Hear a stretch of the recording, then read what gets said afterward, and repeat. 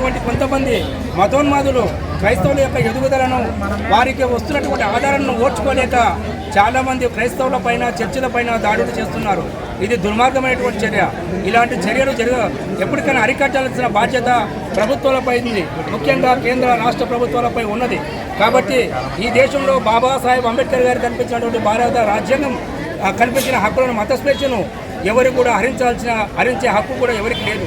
కాబట్టి ఈరోజు పాస్టర్ గారు పై జరిగినటువంటి ఏదైతే మిస్టరీ ఉందో, హత్యపై మిస్టరీ ఉందో ఆ మిస్టరీని తేల్చాలని కోరుతూ ఈరోజు ఎంబీ బేతేల్ చర్చిలో ఉపవాస ప్రార్థన ఉన్న కూడా మహిళలు, యువకులు, పెద్ద మనుషులు అందరూ కూడా ఎండను కూడా లెక్క చేయకుండా దాదాపు 3 కిలోమీటర్లు పాదయాత్ర చేస్తూ ఈరోజు పాస్టర్ ప్రవీణ్ గారు పై జరిగినటువంటి హత్యలను ప్రభుత్వం నిర్లక్ష్యం వైఖరిను ఎండగడుతూ ఐజా మండల తహసీల్దార్ దగ్గరికి వచ్చి వినతిపత్రం సమర్పించడం జరిగింది. ముఖ్యంగా హెచ్చరిస్తున్నాం, ఈ దేశంలో అన్ని మతాలను గౌరవిస్తాం, అందరిని ప్రేమిస్తాం, అందరితో సోదరభావంతో ఉంటాం.